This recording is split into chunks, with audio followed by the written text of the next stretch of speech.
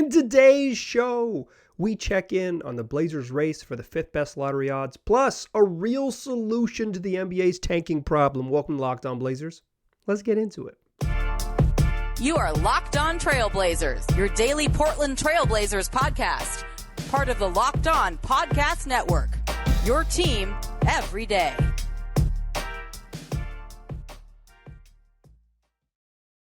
What up, world? It's your past first point guard and Trailblazers reporter Mike Richmond. Listen to another episode of Locked On Blazers, part of the Locked On Podcast Network, available wherever you get podcasts and also on YouTube. Thanks for making the show your first listen. Free on all platforms, coming at you every single weekday, Monday through Friday. Make it your first listen. Tell your friends to do the same. It's Locked On Blazers, your team every day. In today's show, we got a fun one. Checking in on where the Blazers are in the standings as they head into the final weekend of the season. Thursday, Saturday, Sunday, that's it. 3 games left. Their quest to maintain the 5th worst record in the NBA, the fifth best lottery odds, so they can have that juicy 40% chance at a top 4 pick. 42.1% chance at a top 4 pick and 10.2 at the number 1 overall pick. The prize of all this madness. Checking on that. And then Keith Parish of Fastbreak Breakfast and Grits and Grinds is going to join the program and offer a real solution, a legitimate and creative, or to hear him tell it, perfect solution to end tanking in the NBA and make April games worth winning. That's what we'll do to close the show. But first, let's just check out where the Blazers are. They are still in the driver's seat. Portland is trying to hold off Washington, trying to hold off Indiana, trying to hold off Orlando, but the Wizards lost tonight. The Indiana Pacers lost tonight. Both of those teams dropped to 34 and 46, so it's tied with the Blazers in the loss column. But the Portland, with just still 33 wins left, if they lose out, they're going to get the 5th worst odds.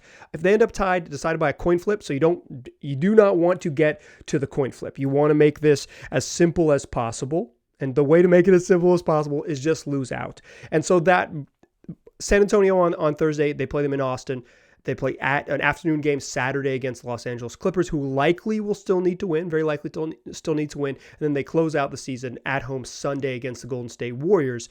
And the Warriors almost certainly going to have to win as well. But I think there is some question about that, where the Warriors exactly will be by Sunday, but we'll know. We'll probably know on Friday for Friday's show. So I'll update you then on everything you need to know heading into the true final weekend. Spurs game, like I said, in Austin. They're playing like a special game in Austin, and the injury report, as you could guess, is pretty dang full. In addition to the folks Dame, Ant, Nurk, and Jeremy Grant, Justice Winslow, Abu Baji, those types. Keon Johnson's still not out, or still not back. He's out. Nazir Little, he's out with the ankle injury. You got to assume that Keon and Naz are done for the season and not going to play. But some other names to know. Doubtful with the right knee effusion as Matisse Thybulle. Questionable Cam Reddish still dealing with that back injury. Questionable Trent Watford still dealing with that right ankle sprain. Probable Drew Eubanks and Kevin Knox. Eubanks back injury and Kevin Knox has left knee soreness is listed as probable. But the name on the injury list, kind of expected at this point. Shaedon Sharpe on the injury report. Left knee tendinopathy.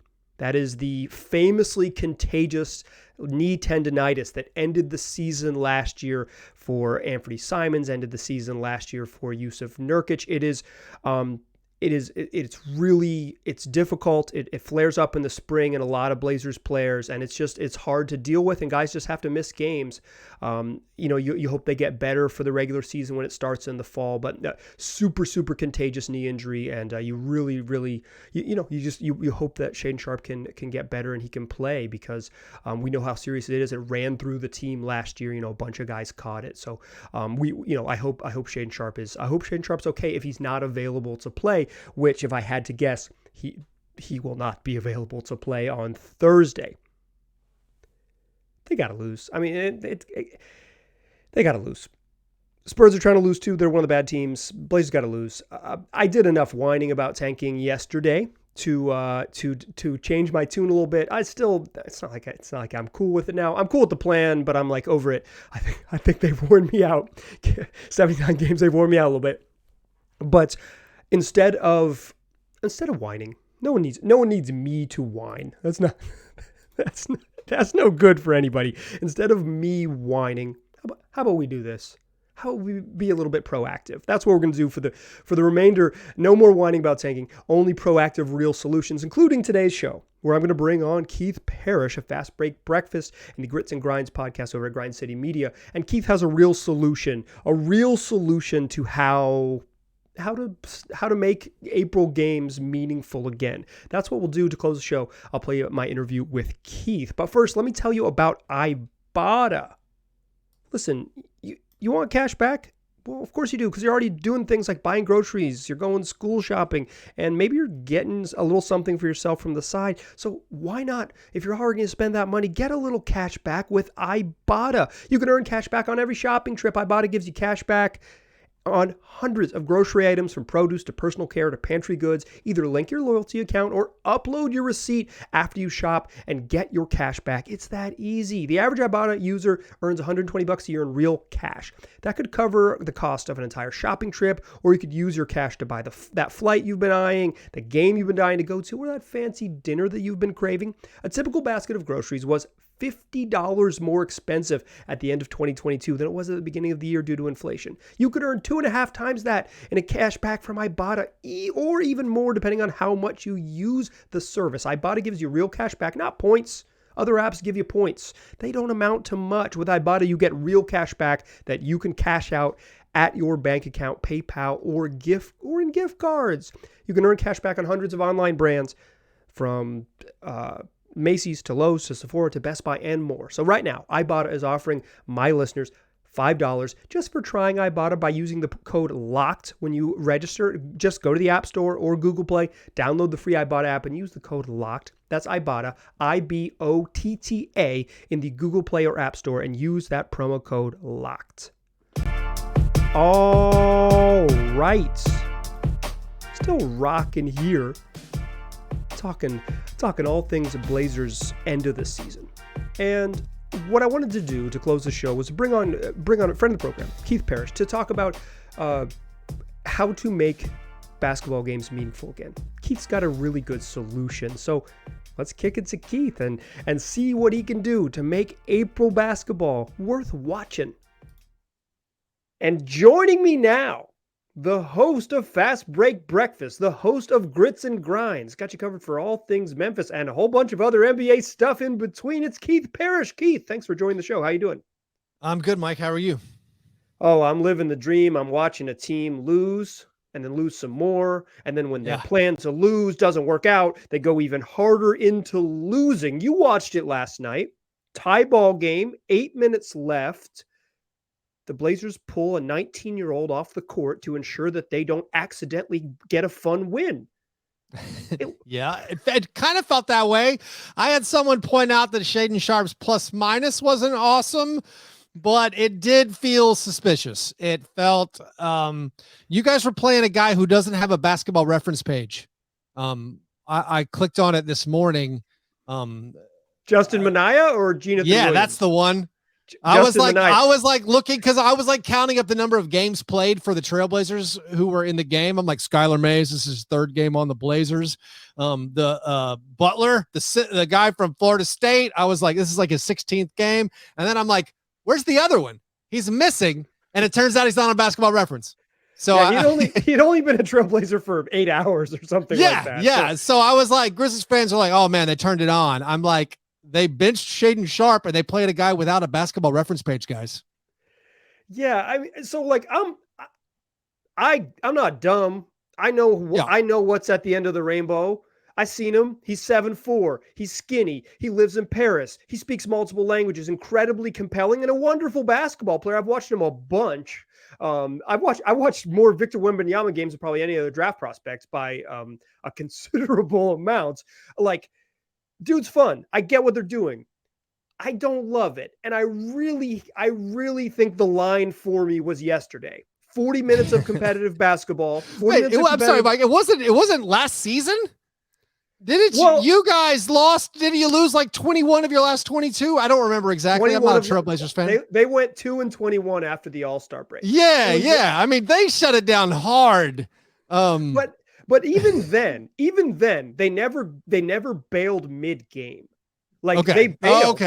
We all have our lines we draw. I got you. Exactly. But for me, 40 minutes into the game, middle of the fourth quarter of a competitive, entertaining game, when they were like, yeah, we're done. And not just done. Like, I think there is some defensible area where sitting a 32-year-old Damian Lillard with all the accolades and the giant contract and all that stuff, there's something to be said for like, hey, Dame, you got to sit. And he says, okay, yeah, I get it. Health of the franchise. It's another thing to pull a 19-year-old rookie and say like, hey, Shea, sit your ass down. We're putting in Shaq Harrison. Harrison's closing out the game. To me, it's a different beast. So I have been, and today's show, a kind of leaning into solutions.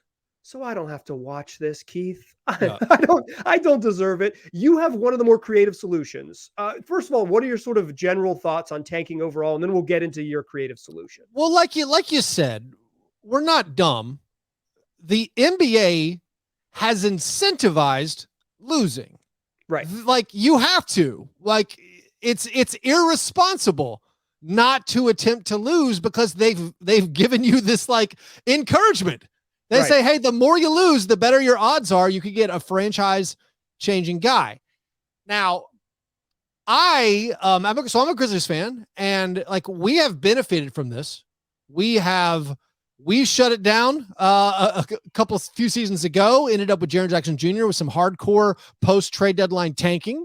I will specify we never entered a season being like we're going to tank. I find that kind of repulsive. I know the Philly process got them Joel Embiid.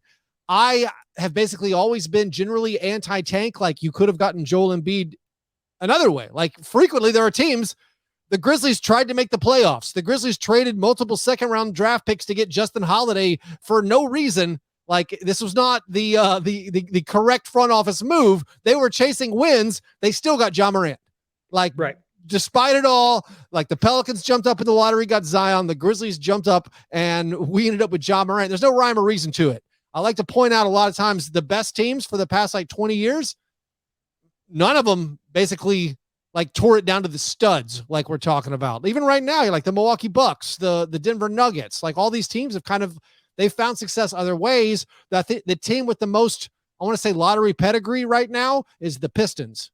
I think I'm not sure that's right, but they have like all these top 5 picks, all these top 10 picks. Anyways, from the grit and grind era, I was like, Marc Gasol, Zach Randolph, who's a cast off. Like there's so many ways to get good. So me as a basketball fan, I think the point of sports, not to get on a high horse, it's to win. The point of professional sports at the very least is to win. Kids sports, all right, we're teaching habits, we're teaching skills, we're teaching friendship, whatever. But like the point of professional sports is to try to win. When it becomes not about that, it's not sports it's something different. It's weird. And so I'm bothered that the NBA has allowed this thing to occur where fans have to feel conflicted when your team wins. Where when we're watching basketball games in April, we look at the schedule and we're like, hey, which game tonight features 2 teams that both want to win? Like that is nuts. Almost and none I don't know tonight. how almost none. Yeah. And so like, I'm like, there has to be a better way to do this. And I really love the flattened odds they did. I think it's great. I think it's great now that if you have the worst record in the NBA, you have a 50% chance of having the 5th pick. Like I do like that it's flattened, and it does seem like this in combination with the play-in has increased the quality of play post-trade deadline. And I guess it changes when there's something like Wembanyama, and now it's like a deep draft class where you're like, man, even guaranteed top 5, it's kind of worth it. Let's do it. So like all that kind of preamble, it's like, we understand why teams tank. We understand why Sam Presti is like, hey, the Thunder, hey, we're actually kind of good, but we don't want to be good. Like, like honestly, that was like, I thought what the Thunder did the last couple of seasons was so egregious, because much like the Trailblazers benching Shaedon Sharpe, their good players were already on the roster. And they're like, no, we can't play. Like, we can't play, Shai Gilgeous-Alexander anymore. We don't want to develop Lou Dort anymore. Like, we're not even playing Pokashevsky. We're not even playing our developmental projects. We're playing guys metaphorically off the street, like in the Jonathan Williams case. Like we're playing guys who probably aren't going to be long-term parts of our team in place of playing the guys who we think are hopefully franchise cornerstones. And to do that just to secure a loss, I'm like, I wish the NBA would do something about it. And honestly, fans who listened to my show, I said, like, Mike, they're doing the right thing. And I know. Right. And it's like, hey, don't be so mean to them for benching Shaedon Sharpe, or don't be so don't be so whiny, basically, because I was whining yesterday. Don't be so whiny about it. It's like, I know, but I can't. I wish it wasn't this way. I wish it wasn't this way. So you have a pretty, I would say, unique and creative approach to fixing this. Keith, pitch us on your solution to getting rid of terrible April basketball. I thought you were going to say perfect idea. I thought the adjective you were looking for was perfect. Before we get to the perfect plan from Keith, I want to tell you that today's episode is brought to you by FanDuel, America's #1 sports book. It's a great time to get involved with FanDuel because it's the NBA playoffs and because it's the no sweat first bet that you can get up to $1,000 if you're a new customer. That's bonus bets back if your first bet doesn't win. Just download the FanDuel Sportsbook app. It's safe, secure, super easy to use. And then you can bet on everything from the money line to the leading point scorers to leading three-point shot makers. Plus, FanDuel even lets you combine your bets for a chance at a bigger payout with a same-game parlay. So don't miss a chance to get your no-sweat first bet up to $1,000 in bonus bets when you go to FanDuel.com. That's FanDuel.com/LockedOn. One more time for you, FanDuel.com/LockedOn to learn more. Make every moment more with FanDuel, an official sports betting partner of the NBA. Still a pass first point guard. Still Mike Richmond, and you are still listening to Locked on Blazers. As promised, more of Keith, and now the perfect solution on how to fix the losing problem in the league. I have an idea that I think would revolutionize the end of the seasons, and I've talked about it now for a couple of years, where I keep pitching it to people. I hope it hits the right ears. I think the lottery order, the simplest version, I think the lottery order, like, instead of being the most losses, like right now the lottery order is set by whoever has the most losses is at the top of the lottery, and then it goes on down. I like the lottery just fine. I like keeping the odds as they are, but I don't think it should be set by most losses. I think it should be set by the most wins your team has over teams that have the same or better record than you at the time of the matchup. Now, it's hard to say clearly, so I'll repeat it to try to get the idea. The idea being, anytime your team wins a basketball game against a team that has either the same record as you or a better record than you, we'll call that like a lottery win or something, that you collect those. And instead of losses setting the lottery standings, it would be set by the number of wins you have over a team better than you. So if you're in the end of April and you're a team that's not very good, and you're playing a team that's the Grizzlies or whoever else is has a better record than you, and you have a chance to win, it's good. This situation, all wins are good. Which honestly, I don't want to be pedantic, but that seems obvious that all wins should be good. You should never, ever have fans conflicted over whether that loss was good. Losses are not good in professional sports. They should not be. But of course, all these leagues with drafts, and again, I'm not talking about abolishing the draft. If we accept the parameters that we're going to have a league with a draft, we're going to have a league that tries to maintain competitive balance by providing an advantage for the worst teams, with a leg up going into the draft so they can draft the best players. I'm fine with all that. Just the idea that you should try to find losses. I say, what if you just tried, you just try this out where if it's the Rockets and Pistons playing in April, it's no longer a showdown of who can sign the weirdest guys off the street. It is, hey, these two young teams are playing.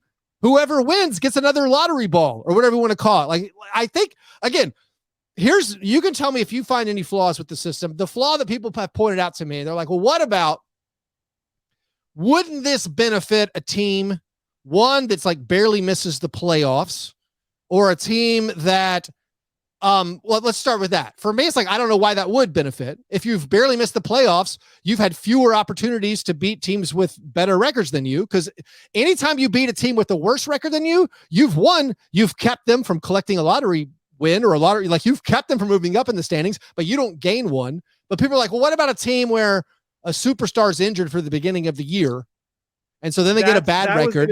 That was going to be my question. Does it start night one? If it starts night absolutely, one, it feels like you one. could juice it. So that's the thing. So what if you juiced it? First of all, the first scenario, what if a superstar is injured? You get off to a bad record, and then they come back and you pick up a lot of lottery wins. Well, I'll tell you, Mike and listeners, that's already what happens. We literally already have that. Like, we already have, oh, hey, David Robinson was hurt for a whole year. Spurs got Tim Duncan. Like, we literally already have this. Would someone ingenious, would the Sam Prestis of the world be like, you know what? We're going to tank our first 10 games or our first 15 games. We're going to go 0-15, 1-14 to hopefully now I've positioned myself. We have a once in a generation superstar coming up in this upcoming draft. I'm going to rest all my guys for the first month of the season again. Would someone be that brazen? I doubt it. But let's even say if they did, even if they did, they still have to win games after that. Right. And everyone will hate them. It'll be fun because everyone will hate them. They'll be like, man, we got to beat this team. This team rested their guys to try to get more of the lottery wins. And so I think like, at the very least, that scenario, while possible, it's better than what we currently have, which is losing on purpose. I just think a win should be a win. You should high five the guy beside you in the stands. You shouldn't have like the super hardcore, I listen to basketball podcasts, I read it nonstop, explaining to a guy who bought season tickets, actually the win's bad. Like, anytime actually this win is bad, like, that's broken. That's a broken aspect of the NBA. That's my biggest thing. I'm watching the Blazers intentionally lose a game that they had a chance to win on the road against the team with the best home record in the league, the team with the second best record in the West, a legitimately good team at mostly full strength, or at least as full strength as they're going to be until Steven Adams gets back. Seeing them lose egregiously, and then having people being like, they did the right thing. That broke my spirit. Not my brain. I didn't get dumber. Right. We get it. I got sadder. My spirit was damaged. And I said, okay, there's gotta be a solution. I like this, but here's what I'll pitch you on this. What was the year, and you'll know this because you're good like this. What was the year that the Grizzlies won 48 games and finished with the 8th seed? It's like 2011. The start when they were the 8th seed, that was playoffs of 2011, where they angled on purpose to be the 8th seeds because they wanted to play the Spurs as the 1 seed, and then they upset the Spurs in the first round. And they had 48 wins. I don't remember. I don't think they had that many wins then. There was one year where the Grizzlies won 48 games or 40, just shy of it, and were the 8th seed in the playoffs. Okay. My concern there is that the Grizzlies are racking up wins because they're good. They're one of the good teams. They're right in the mix. You win 48 games, you're one of the good teams. They're racking up wins against teams ahead of them. They're getting those lottery wins. And then the last 2 games of the year, they get to decide, maybe we just missed the playoffs. We have all of these lottery wins banked. Not every team is going to do that. And I think the play-in with the existence does thwart some of that plan because it's not as simple as it was with just the 8 seeds now. But what about a scenario like that where there are so we still a top heavy conference? Well, we're currently dealing with this somewhat. I mean, it's not the same situation where the teams aren't as good. Right now, all the lottery or the play-in races are between all these mediocre-ish teams. I mean, you remember there was a year the Suns missed the playoffs with like 48 or 49 wins one year when they had, now it's like 45 wins is going to get you maybe the 4 seed in the West. Exactly. But no, right now we're dealing with this, like, the problem with my plan could be someone who's like, you know what, we've had a pretty good year. Weirdly, we've upset a lot of teams ahead of us. We now, in my scenario, in my fake world, they could say, do we want to be the 8th seed, or do we want to go into the play-in, or do we want to lose out and have, again, the best odds? It's still not secure. Say the best odds, right? The best odds. What this is? We're still fighting odds. Danny Ainge. No, it is. But I'm saying we're doing it right now where the Jazz are like, we could have made the play in if we wanted to. And they could have. Right. Like the Jazz. I think the Thunder right now are stuck and confused. I think because the Thunder absolutely. There's value in winning games, and they're a good basketball team, but it's like, we're supposed to be the other way. I honestly think they fully intended to do what the Jazz are doing and still be like, you know what? I would still rather have a 17% chance at a top 4 pick. And so that is still an issue. It is not fixed in my system. It's not fixed in the current NBA. I would hope the flattened odds would be enough of a deterrent to be like, you're going to pass up the playoffs for a 20% chance. And even then, it's not like, say it's a Wembanyama. Say in this hypothetical scenario, the Grizzlies are going to maybe be the 8th seed and be awesome in a stacked conference, and they're like the missing piece is this next fictional draft prospect. Even in that scenario, under the current flattened odds, you'd have a 9% chance or 12% chance of being the 1 seed. So we're talking about you would pass up the playoffs for a 1-9 shot or a 1-8 shot. That's still where I'm like, I know the Mavericks have claimed they're not going to shut it down for the final 3 games. This is still where I'm kind of like appalled. Where like, I understand the Wembanyama math, but you have Luka Doncic in his prime and Kyrie Irving, and you're like, you know what? I'd rather have a 20% chance of getting a top 4 pick as opposed to go to the playoffs. Like, are you mad? That doesn't comprehend with me. Like, I mean, maybe Wembanyama will be NBA MVP next year, and I'll be like, oh, okay, I get it. Yeah. But like, I don't, drafting an all-star, which he turns out to be an all-star, okay, but like, you're going to pass up one of Doncic's 12 playoff years? We don't get years. That's another thing, and maybe this is like a young man's game, where I'm like, as a sports fan, I value, specifically the NBA, I value the regular season a lot. I watch basketball because it gives me joy. I watch it for the wins. The season is forever. It is. It goes from October to April. That's 6 months. I want the joy of watching my team win. Every NBA fan, you want to pay your ticket and you want to go watch the Trailblazers play live. When you go to a home basketball game, you want to watch your team win. So like, I really bake in the joy of watching basketball. And so that's where I get confused about the idea of like Sam Hinkie's process or like Preston the Thunder, where it's like, we're going to lose for 3 years, where it's like 3 years. Like, I might watch 30 more seasons of NBA basketball. Like, we don't know how long we're going to live. And I'm like, and when it comes to a guy like Shai Gilgeous-Alexander, where it's like, it's obvious 2 years ago, this guy's incredible. He's an all NBA level player. You're going to pass up like one of his 10 years of being all NBA. You're going to give up 10% of his prime to try to increase your odds, like to not definitely get something. And like, again, they seem to be drafting awesome. Like, we don't know, maybe Chet Holmgren was going to be awesome. And again, like, I understand the arguments and I understand we've been incentivized to lose by the league. Like, this is the same thing where like, you're going to have me on again and talk about how much I hate the charge rules. I understand you have to take charges because the rules have been written forcing you to do it, but it's still wrong. And it's a dangerous play. Like, It's wrong. For me, it angers the sports gods. It's not an okay play. I don't understand why this dangerous play is allowed and the rules incentivize it. So I know we have to do charges. I know we have to tank to pick up the best odds because there's no other way out for a lot of teams. Like, this is just it. And, but I do think we could tweak some things. We could be creative. We could come up with a system where, hey, what if when you won a game over a team better than you, maybe that's what gave you the better lottery odds. I mean, again, we can tweak it. Well, like, I guess another argument is like, what if you're the Bobcats who won 9 games? What if you're truly abysmally the worst thing ever? What if Primoz Brezic is your best player? I hope I got his name right. Like, what if Gerald Wallace is by far your best player? Like, okay, that's tough. Well, guess what? We live in a salary cap league. It's already flattened. Like, you could, if you're really terrible, guess what? You can usually sign better players. And I'm not talking about like going out and signing all-stars. I'm talking about now young teams. They don't even sign good players anymore. They're like, well, what? Like, they're like, I don't know, trying to think of the right example. They're like, what do we need with like Jeremy Grant? All right, you guys signed Jeremy Grant thinking he's going to be a great piece.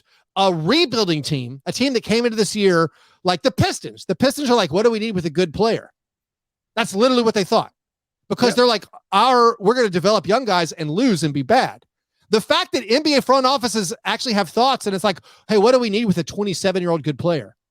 That blows my mind. They're not wrong. I'm not making fun of them. They're correct to be like, you know what? We can trade Jeremy Grant and get something. So we should do that. So like, I think bad teams could come into the year and be like, hey, Jeremy Grant would make our team better, would help us, instead of winning 28 games, that can make us win 32 games. In our NBA, it's bad basically to win 32 games because you're in the middle. You don't want to be in the middle. You and again, this is 17, this is where my system, I think, works. Like, because I know it's got its own flaws and I'm not a huge like Premier League fan, but like Premier League soccer, they want to finish in as high in the table as possible. There's no benefit to finishing in one, you get relegated. One, the higher you finish in the table, you get more money. Like initially I was like, what if they paid out like TV money based on where you fit? Like maybe that would do it. But honestly, I don't know. I think my idea, it seems simple enough. Honestly, I just think ESPN can even pitch like the end of the year. You'd have the take standings and like this win moves you ahead of them in the lottery standings. And so like you can still play young guys. We're not talking about you could still be like, you know what, Dame, we're going to shut you down to make sure you're fully healthy for next year, or you're fully healthy in case maybe you do decide we want to trade you and bring back a haul of draft picks and young prospects. Like you can still play young guys, but like you said, and how we got here, you're going to bench your 19-year-old rookie like in a developmental moment because you don't want to win. Like, again, we all understand why. I'm just saying we can fix this. I know we don't have to live this way. Amen. There has to be a better way. Keith, thank you so much for lending your expertise. There is a better way to live. There's more joy in basketball. And listen, the Blazers got 3 games left. They play the Spurs. They might accidentally win that game. Right. Clippers, anybody could beat the Clippers. Warriors on the road to end the season. That could be a win too. The Warriors can lose in any gym outside of San Francisco. Any gym outside of San Francisco, they can lose. Blazers, I'm telling you right now, they might have to get creative to go 0-3. They might have to get super creative to go 0-3. I know you're closing out, Mike, but just as an example, like that Spurs Blazers game, neither team wants to win. People who have season tickets, they might want to go. They might want to be like, you know what? I'm going to watch Netflix tonight. I'm going to try to give away my tickets. It's in Austin. So it's going to be like okay. So it's a bad example, but it's like a huge crowd, and it's going to be two teams really actively. So that's also terrible. So my own ignorance, not knowing about the Austin game, you're demonstrating your product to these people in Austin coming to watch, and you get this. I mean, I'm going to call it garbage. You're going to get garbage. And it's like, maybe Malachi Branham will score 55 and they'll have a story, but like just end of the year stuff. When the Grizzlies were tanking, when like, hey, if it's a bad Trailblazer team against a bad Grizzlies team, you can't even give your tickets away. Exactly. If they incorporated this, every season ticket holder's tickets would like retain more value. You could go on StubHub or SeatGeek or whoever sponsors the show, and like you could resell your tickets at the end of the year because every game would have value. Every game would have value. GameTime.co. It's actually GameTime.co for my sponsors out there. There you go. That's where you buy last second. That's the only place to buy last second tickets. Exactly. It's GameTime.co. Just bleep out those words I said. That's professional podcasting. You knew that we might have accepted money from someone. Yeah, somebody's giving us money for it. Yeah, no, listen. The last game of the Blazers season is Sunday afternoon, Easter Sunday afternoon against the Warriors. Yeah. Unsellable ticket. Ticket. And it's the Warriors. Like, it's just going to be Steph fans, but Steph's not going to play. Although packed. It's going to be packed. Mainly Steph will play, probably because the Warriors might need the win. Exactly. It's going to be packed with Warriors fans. It's fan appreciation night, and it's going to be half Golden State fans. It's a nightmare. It's a nightmare. Yeah. And if a win guaranteed you a better chance at the prize of Victor Wembanyama, fixed. Yeah. Sunday's fixed. You could sell your ticket. You can go to the game. It's a fun thing to take your kid to. It's fixed. Keith, a genius among us. I appreciate the insight. Dear listeners, go check out Keith's podcast. My man is an OG in the podcast game. Listen to Fastbreak Breakfast. Listen to Grits and Grinds, part of Grind City Media over there, in-house with the Grizzlies. Keith, I appreciate you taking the time. It was an absolute pleasure. Thanks for having me on. Thanks again to Keith for joining the program. Listeners, come back and listen to the rest of the week. We got Spurs game. We'll talk about that, and I got a couple more solutions to how to fix the tanking epidemic. We're